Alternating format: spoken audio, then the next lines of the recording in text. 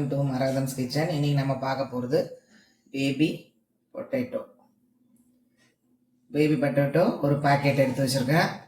பூண்டு வந்து 2 முழு பூண்டு உரித்து வச்சுருக்கேன். இதுக்கு முக்கியமானதே பூண்டு தான். ஏன்னா பூண்டு போட்டு தான் நம்ம இந்த உருளைக்கிழங்கு மசாலா செய்ய போகிறோம். ஒரு 3 கொத்து கருவேப்பிலை எடுத்து வச்சுருக்கேன். மீதி மிளகாத்தூள் எல்லாம் போடும் போது நம்ம பார்த்துக்கலாம். எல்லாரும் செய்வீங்க சின்ன இந்த குட்டி உருளைக்கிழங்குல பல விதமாக என்னென்னமோ பண்ணுவீங்க. நான் இந்த மாதிரி பண்ணுறத உங்களுக்கு சொல்கிறேன். இப்போ வந்து நம்ம ஸ்டவ் பற்ற வச்சுக்கலாம்.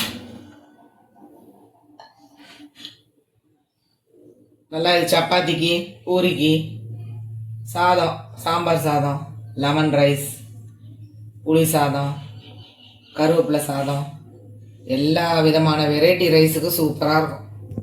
அது முக்கியமாக சாம்பாருக்கு சொல்லவே வேண்டாம், சப்பாத்திக்கு சூப்பராக இருக்கும்.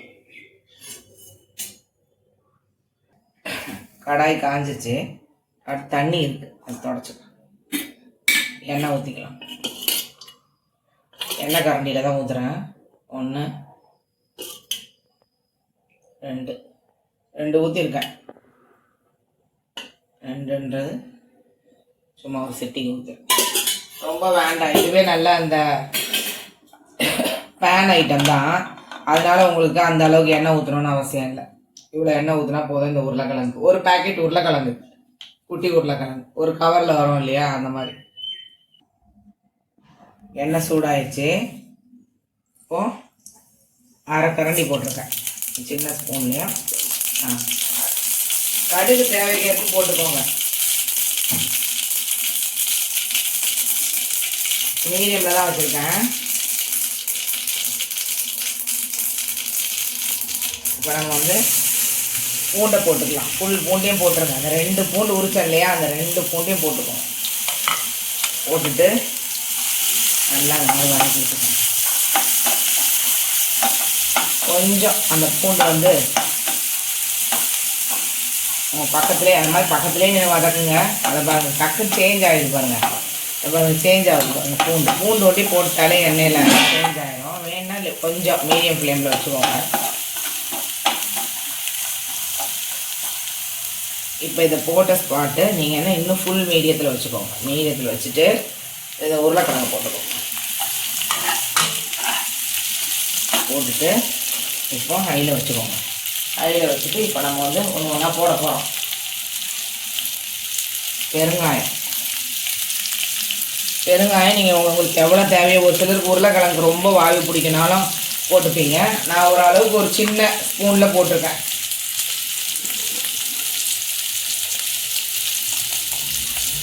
மஞ்சத்தூள் வந்து 1/4 ஸ்பூன் போட்டிருக்கேன். இந்த கருவேப்பிலை போட்டுக்கலாம். அந்த 3 கொத்து கருவேப்பிலை போட்டுட்டு இப்போ அந்த மஞ்சத்தூள் இதெல்லாம் போட்டதை வந்து இந்த மாதிரி போட்டுக்கலாம். நல்லா கிளறி விட்டுருவோம்.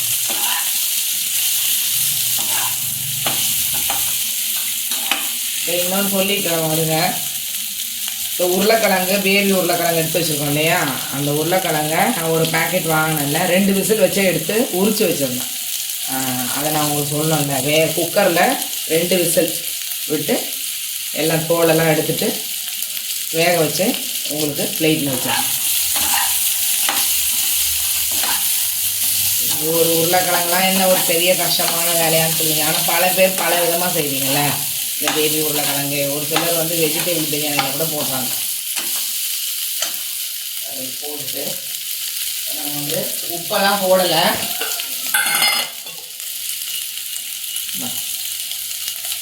3/4 கரண்டி தான் போடுறேன். காக்கும் ஒரு பிஞ்சு 3/4 கரண்டி தான். 3/4ன்றது கரெக்டான பதம். ஏன்னா நம்ம வேறு எதுவுமே போடணும். ரொம்ப காரமாக இருந்தாலும் சாப்பிட பிடிக்காது, சின்ன பிள்ளைங்க சாப்பிடாது.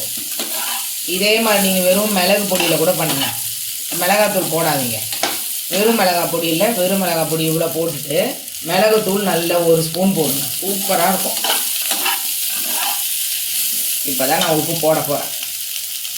ரொம்ப கம்மியாக வச்சுட்டேன், மீடியம் ஃப்ளேமில் வச்சுருக்கேன். இப்போ பாருங்கள் 1/2 ஸ்பூன் போடுறேன். ஏன்னா உருளைக்கிழங்கு வந்து ஒரு சில நேரத்தில் இழுத்துறோன்னு சொல்லுவாங்க. 1/2 ஸ்பூன் போட்டிருக்கேன். 1/2 ஸ்பூன் உருளைக்கிழங்கு இப்போ நல்லா கிளறி விட்டுருங்க.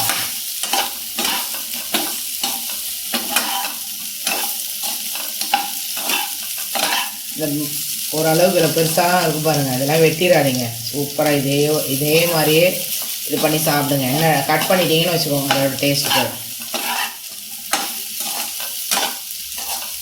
ஆனால் நல்லா இந்த மாதிரி 2 பூண்டு உரித்து போட்டுக்கோங்க. மெயினான மசாலாவே உங்களுக்கு அதுதான். அதை பாருங்கள், நல்லா தெரியுதா?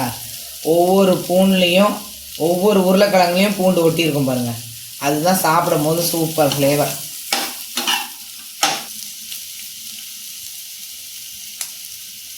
இப்போ வந்து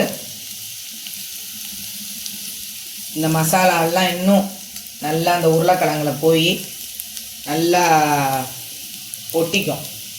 அந்த பதத்தில் வரும்போது நம்ம எடுக்கலாம். இது வந்து இப்போது 3லேருந்து 4 நிமிஷம் வரைக்கும் நான் மீடியம் ஃப்ளேமில் க்ளோஸ் பண்ணி வைக்க போகிறேன். இப்போ க்ளோஸ் பண்ணிடலாம். இப்போ 3லேருந்து 4 நிமிஷம் ஆயிடுச்சு. இப்போ மூடி ஓப்பன் பண்ணிடலாம். ஓப்பன் பண்ணிவிட்டு இதை பாருங்கள், கரெக்டாக இருக்குது பாருங்கள். இதை பாருங்கள், அந்த பூண்டு அவ்வளோ போட்டிங்கன்னா அந்த மசாலாலாம் எப்படி ஒட்டிகிட்ருக்கு. கீழேயும் கொஞ்சம் பூண்டுகள் அப்படியே பொரிஞ்சாப்பில் இருக்கும். அது சாப்பிடும் போது எவ்வளோ டேஸ்ட்டாக இருக்கும் நீங்களே நினச்சி பாருங்கள். எல்லாருமே சரியாக இருக்கும். இதே மாதிரி செஞ்சு பாருங்கள், உங்களுக்கு ரொம்ப பிடிச்சிருக்கும் இந்த உருளைக்கிழங்கு மசாலா, அதுவும் பேபி உருளைக்கிழங்கு மசாலா. இது உங்களுக்கு பிடிச்சிருந்தா லைக் பண்ணுங்கள், சப்ஸ்கிரைப் பண்ணுங்கள். Thank you friends.